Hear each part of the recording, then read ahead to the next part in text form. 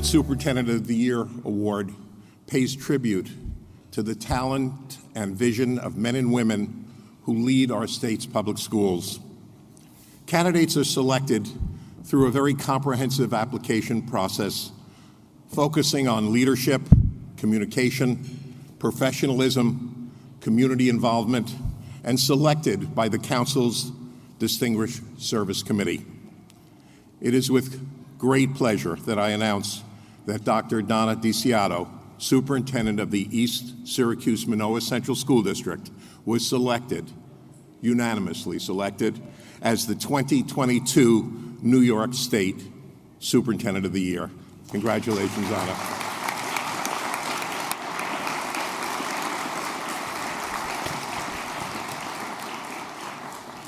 Donna is a true leader and volunteers at both the state and national level. I could say many wonderful things about Donna and what she has achieved, but I would rather you hear it from the people who know her the best. First, however, I want to share a tribute video prepared by this year's sponsor, King & King Architects, and close friend Jim King, CEO of King & King Architects. In one word, I would say deserving. She's been a mentor for me, and it's just her transformational leadership. In one word, Donna is a visionary. She really understands how to inspire people within her own district. One word over the years is tenacity. Achieving a vision is a takeaway that I've acquired from her, and I much appreciate that. In one word, trust. She has an ability to allow us to do what we do as professionals and to make that vision come true. Congratulations, Donna. Well deserved, Dr. DeCiotto. I am so thrilled. I want to congratulate Donna on behalf of King & King, as well as all of class of 1992. We're very proud of you and the accomplishments, and it's very well deserving.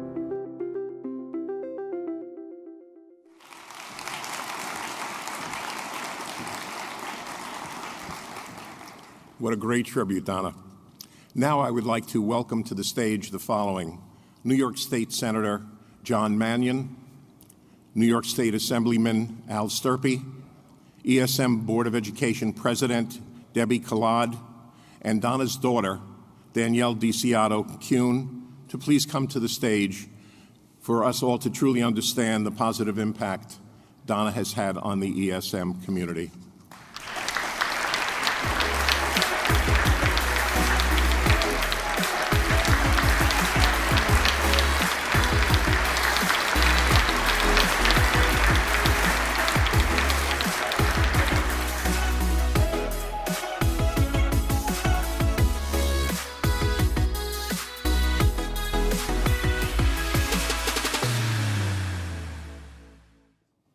Good morning, everybody. My name is John Mannion. I'm a New York State Senator. But before that, in fact, about 15 months ago, I was a high school biology and chemistry teacher at West Genesee Central School District for the past 22 years. And before that, I was at Nottingham High School, right color tie for that one also, for 4 years. And Dr. DeCiotto, at that time, was working in the Syracuse City School District. And even then, she had a tremendous reputation as not only an innovator, but being accessible. And the words that were said in the video are so true in that you want Superintendent DeCiotto with you, because if she's with you, you know that she has your back. And when I needed something from Donna, she's always there, for sure. I should share this in full disclosure, that while I was a teacher at West Genesee for 22 years, I was also the Teacher Association president for the last 8. So, but don't hold that against Dr. DeCiotto, please. I appreciate it. You can hold it against me, and rightfully I deserve it. So anyway, I will say this, Dr. DeCiotto, I've known you for a long time, but I've always felt close to you, even when I wasn't that close to you. You, even today, spoke of what we need to do for our kids as we go into the future here, that we need to do what you've done, which is to make bold decisions and stand by them and not be afraid to do the right thing. Education, like politics, is not for the faint of heart. It's not. And the last 2 years have proved that. And I'm glad that I have Dr. Desiato in our area. And today, she even said, just along the lines of saying that it's important for us to look boldly to the future, she also said it's good for our region. And that is Dr. Desiato in a nutshell. You're a superstar, you're an all-star, and with this lighting, you're also a rock star today, I think. So thank you all for having me. I appreciate it, and thank you for your service to the kids of New York State.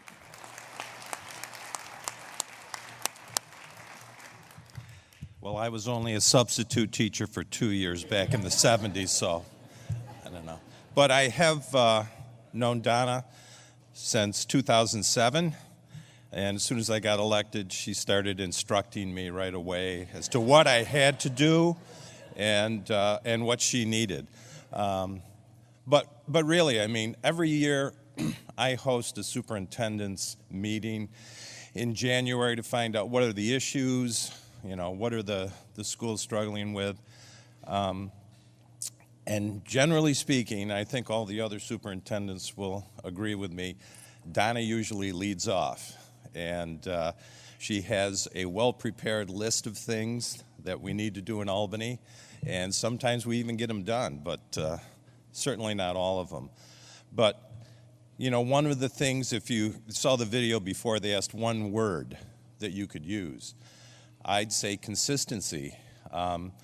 You know, in good times and bad times, and we've had both of them since I've been around, she still has the same vision, the same ideas, and she still executes them no matter what, you know, is in her way. So with that, it's leadership on a very high level. She's always done that. And what she's also done is she's brought her entire community together to help lead the school district. I remember, if maybe some of you remember back in the old days when we were trying to figure out how everybody could survive for 3 days if there was a real emergency. And they were handing out these backpacks full of, you know, crank radios and all sorts of stuff. So my chief of staff says, okay, tonight you got to go to East Syracuse Manoa. There's this event you got to do. I said, well, you know, should I be ready for it? He goes, there's going to be 6 people sitting around a table, and you don't have to worry about anything. I said, okay. So I pull in East Syracuse Manoa, walk in the auditorium, 650 people are sitting there. And so whenever Donna puts an email out or anything, the people in that community really respond. And I think that's a good lesson for everybody. If you want your school to be successful, you have to have your community buy into what you're doing. And she has done that. So for a full lifetime of work, congratulations. It's a job well done. Thank you.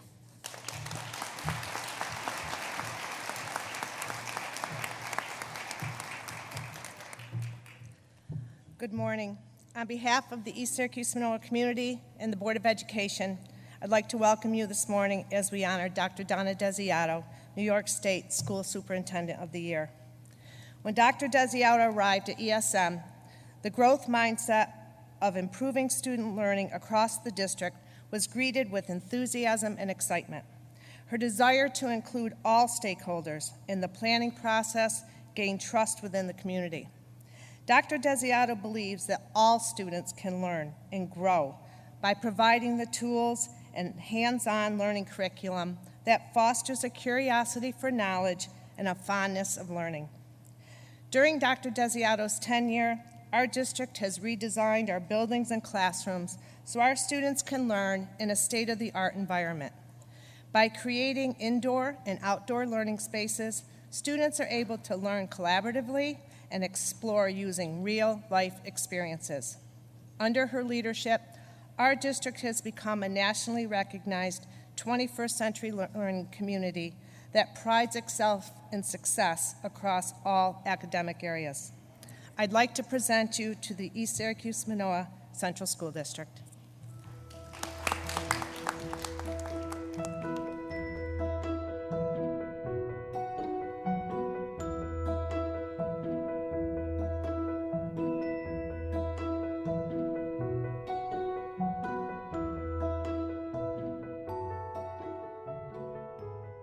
In the East Syracuse Manoa Central School District, our goal is to ensure all students graduate prepared to excel in the complex, interconnected, changing world in which we live. This is the essence of our 21st century vision.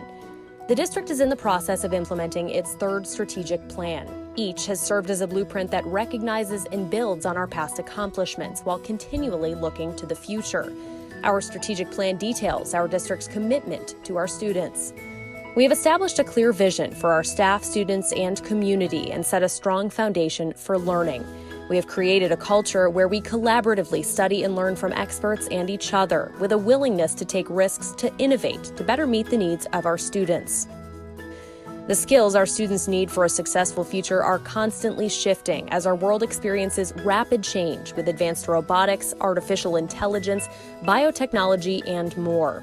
High-paying jobs used to be based on a person's level of knowledge, but leaders and employer groups have revised this trend based on today's world. Thanks to a partnership with neighboring Bristol-Myers Squibb, in 2008, our high school became one of only 2 in the state offering a course called Research: An Educational Journey. Students learn about the drug development process from the idea phase to the delivery of the medicine to patients. The groundbreaking class is still taught today. ESM offers a variety of career and technical education programs that have received New York State certification, including auto technology, carpentry, cosmetology, culinary arts, early childhood education, and finance. Academic and technical knowledge and skills within each of these programs prepare students for further education and employment. What started as a video club in 1984 grew into a full communication strand called Communication and Media Studies. The morning show had its first broadcast in 1993 and also continues today. ESM has a goal for all of our special needs students to be in the most appropriate yet least restrictive environment possible. The New Heights program at Lemoyne College started in 2016 to provide a unique transition opportunity for our age 18 to 21 students. The New Heights program includes a health component that focuses on mind, body, and spirit, as well as a job site component aimed at career building. Students get valuable hands-on work experience. Integrating technology in teaching increases student engagement and motivation and can accelerate learning. ESM has infused classrooms with a variety of digital learning tools, from computers and handheld devices to simple and more complex robotics. While the district has offered engineering courses for years, in 2018, ESM introduced the You Can Fly curriculum that continues to enhance our career and technical education offerings by exposing students to careers in aviation. The New York State Education Department has given ESM High School the Business Department of the Year award 3 times for being among those running the most rigorous and relevant business programs. Business, finance, and information technology is a broad and diverse discipline. ESM offers sequences that provide multiple ways to meet graduation requirements while developing transferable skills and specialized competencies.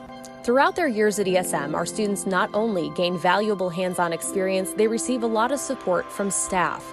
This support strengthens their social-emotional well-being and improves academic outcomes for all students. Having a strategic plan that is continually reviewed and modified to keep up with the changing face of today's college and career landscape has been key to ensuring that students graduate prepared for what's ahead.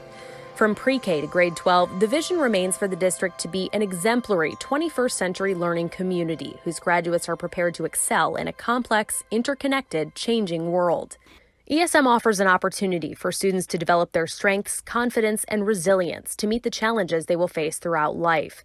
The education they receive prepares them to become productive and responsible citizens who contribute to their communities. As a district, ESM strives to engage students and improve academic outcomes for everyone from pre-K through grade 12. As each graduating class heads off to college, career, and citizenship, we believe they are prepared for success. That was so special. Good morning. I'm Danielle Desiato-Kuhn, Donna's daughter. Thank you so much for having me here this morning to celebrate this incredible achievement with my mom. I want to share two things about my mom that have particularly inspired me in my life. If you've ever heard her give a speech, you've probably heard her talk about the little engine that could and the important meaning it holds in our family. I think I can. That simple sounding mantra and its message of perseverance holds such power, especially when you take it to heart the way that my mother has. Now, adopting that I think I can mentality doesn't mean you'll never fail or face obstacles.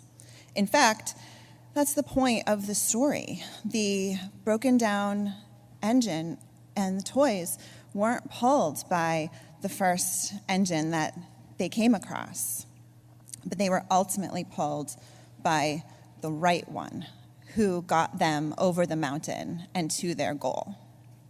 Perseverance, not giving up when things seem tough or downright impossible, is what you've all certainly been doing over the past 2 years in education, and it is the important life lesson I know my grandma was teaching when she read that book to my mom and then to me.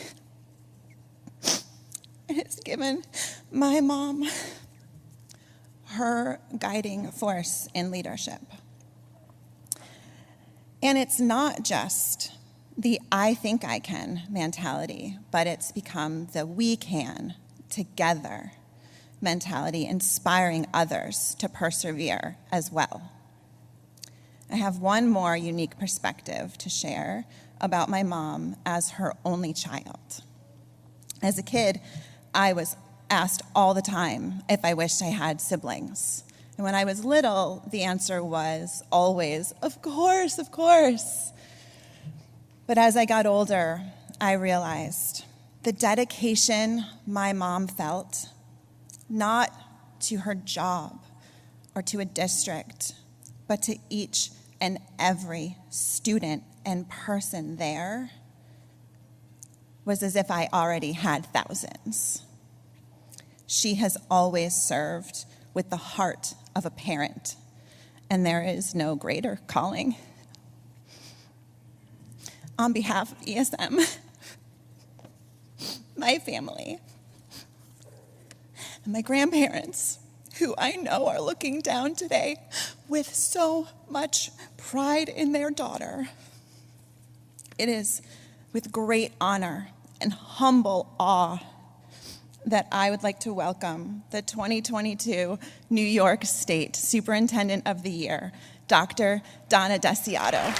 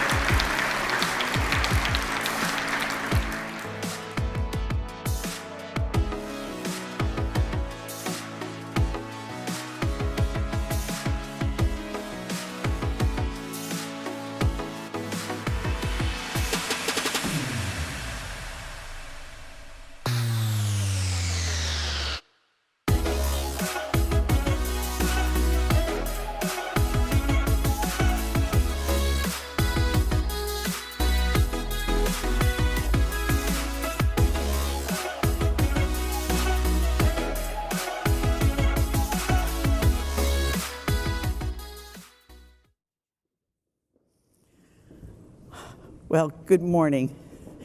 Good morning, good morning, good morning. My heart is filled with joy and with gratitude, certainly. I want to thank the NISCUS Distinguished Services Committee, Hank, and everyone. I want to thank NISCUS, really. They are our network of support. I want to thank Teresa. Teresa, you're amazing. I want to thank last night, Deidre. You are terrific. Really, we need our network of support. We do. I want to thank Senator Mannion, Assemblyman Sturpey. Thank you for your not only being here, but for your continued support for education. We truly, truly need elected officials who believe in what we're doing. And although she couldn't be here this morning, Assemblywoman Hunter, her plane arrived last night at midnight in Syracuse. I want to thank her as well. I want to thank my family who's here this morning. My daughter, Danielle, truly love of my life. And I truly am blessed because I was able to see the world through her eyes as she was growing up. My son-in-law, Brian, who is like a son to me, and I thank you. And I thank you for all that you do. And for those of you who haven't met them yet, these two little guys who are running around up here are my grandsons, Daniel and Noah, 4 years old and 2 years old. And I will tell you that the greatest gift that God has given us is the ability to have grandchildren and then to see the next generation through their eyes. I want to thank my brother for being here this morning, my brother Will. And although my sister-in-law, Kimmy, who's like a sister to me, can't be here this morning, thank them for their support. My sister, Carmel, and my sister-in-law, Jen, who's also like a sister to me. I couldn't do this without a family structure that is so supportive in all that we do. Thank you for your love and your ongoing support. I want to thank our Board of Education. They're all here this morning. As superintendents, can you join me, please, in thanking my Board of Education and all our boards of education? Thank you, thank you, thank you. Thank you. This is one of the most difficult times in the history of education to be a Board of Education member. I want to thank them for their support, their leadership, their ongoing perseverance, and their ongoing belief in what we are doing in the best interest of all of our children. I want to thank the ESM staff and community for their ongoing support, our colleagues, all of my colleagues throughout this room. We are in this together. That message in September, we are in this together, and truly we need each other continually. And then our partnerships for learning. You know who you are. You are clearly an important part of what we do. And many of you have booths in other areas throughout this arena this morning. Please know that we need you. Know we can't do this without you, and we thank you for all that you do for us.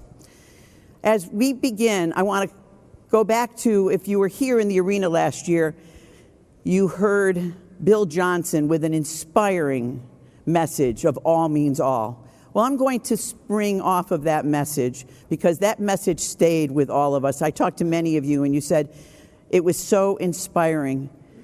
This theme of our conference, creating a culture of innovation and imagination, couldn't be more appropriate for ESM because we absolutely began that journey back in 2005 and strongly when we created our first strategic plan in 2008.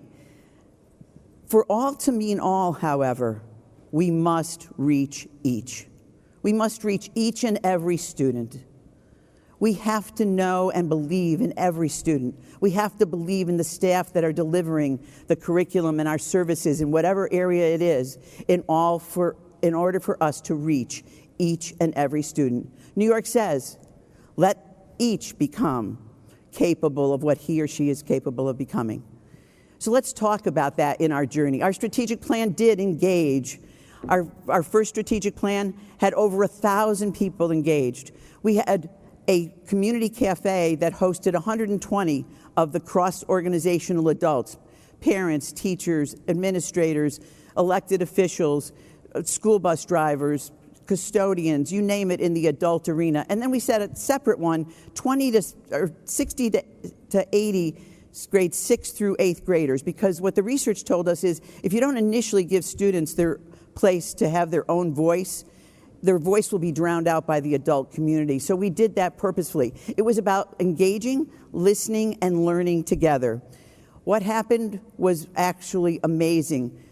We asked 5 questions in each of those community cafes that gathered information about where we were and what we would need to do to become a 21st century learning community. The 5th question was, what are our untapped resources? And I will never forget the response from our students. Very simply, 2 words: we are. They were so right. They needed to be included as being represented and hearing their voice. As a matter of fact, as we shifted from an industrial age model, which was certainly, you know that industrial age model, everyone gets the same thing. Everyone every year gets the same thing, and either you make it or you don't, and then you get the same thing repeated if you didn't. That's the industrial age factory model that we have inherited. It's up to us to make the change of what that model looks like in the 21st century, in going from an industrial age to a digital age. We embrace student voice and representation throughout that, and we plan for success. Success for each and every student, and success for this generation, not delivering the same curriculum we had for the last 30 or 40 years, as a matter of fact, when I was in school, but delivering a new and different, not the shift. We shifted from the one size fits all and one measure a year fits all to student learning of differentiation and multiple methods of assessment. That's what our plan was designed around. We shifted from what do you know, because that's what we had become. We need to feed information of what you know, and then we need to test it once a year to see if you learned it, to what do you do with what you know? So much more exciting, truly what's in the research.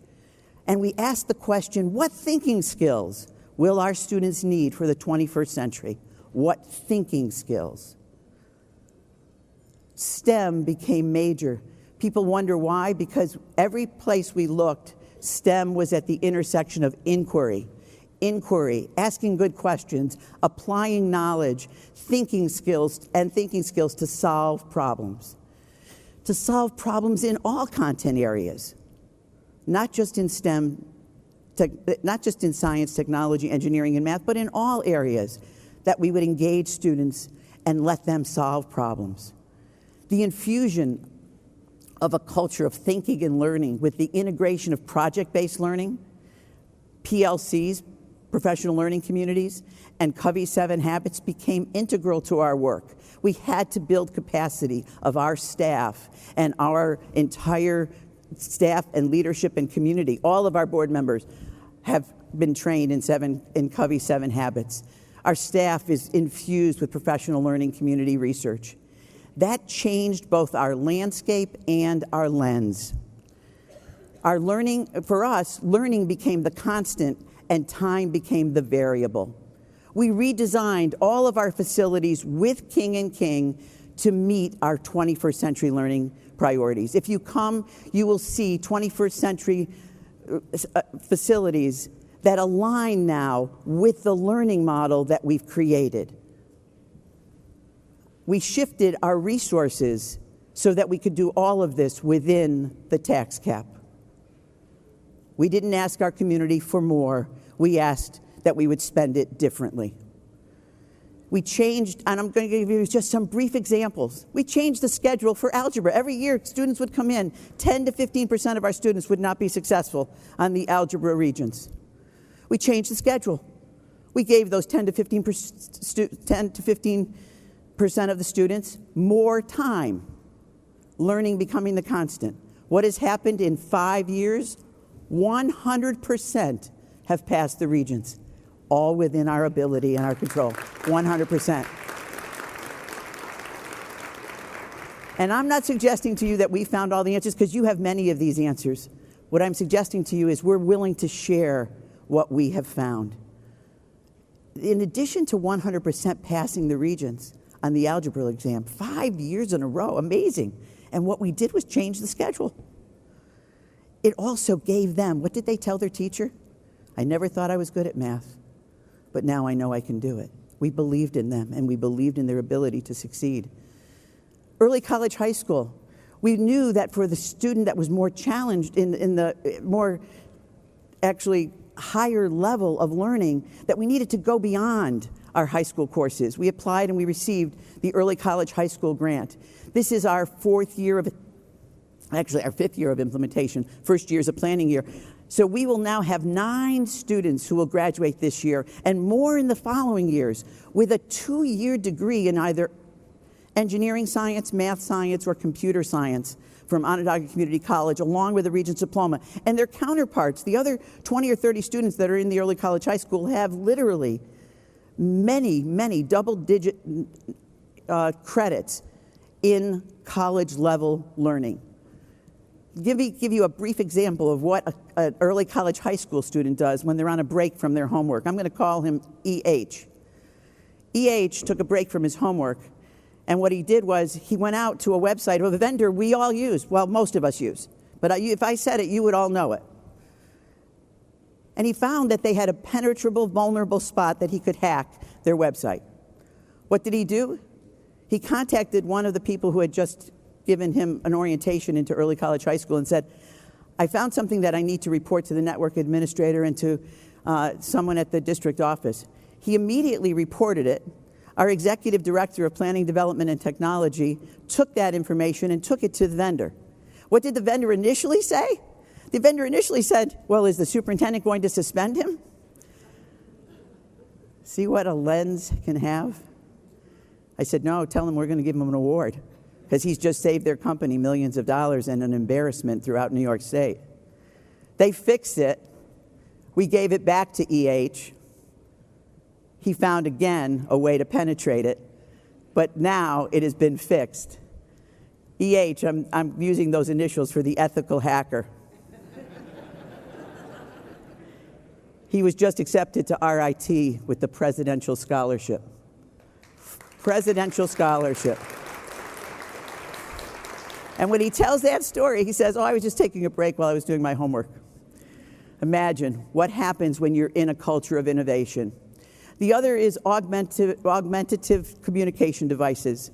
You may have students, we have many, right now we have 16, and we have had more in the past who cannot speak as in the way that I'm speaking this morning. They can only speak by using, and thank goodness for vendors such as Apple, they can only speak with their iPad. We allow them to use that and to speak through that. We have had numbers of students who have been able to fully participate in Regents level courses only speaking through their iPad and graduate with a Regents diploma.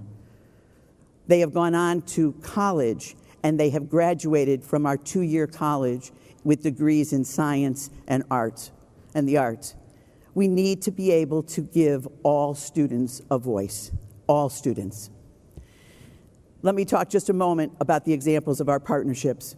We have a partnership with the Core Federal Credit Union. We have a student-led credit union in the mainframe of our high school. Students operate it 3 days a week. But what it also did was it gave us a financial literacy strand for pre-K through 12. So our students will become more financially literate because they see what our high school students are already doing in real-life application. Bristol Myers Squibb, you heard that on the video. But let me tell you about that course. Here's the question it begins with. You are a team of researchers. Our high school has a disease for which there's no known cure. Now, in the course, it happens to be high school syndrome, which has some very interesting symptoms. But in real life, we implemented it. H1N1 was out there. Was this relevant, real, and applicable for our students? Absolutely. Is COVID-19 a real example of a disease for which there's no known cure? We have to move into an arena in which our students get to work on the problems that they see as relevant, and that's why they'll need the advanced math, the advanced science. They'll need to understand the world through social studies. They'll need the best communication through English. When they understand that they need it to solve a problem, then we will change the trajectory rather than needing it to be successful on an exam. We have a relationship, a partnership with the village of Manoa.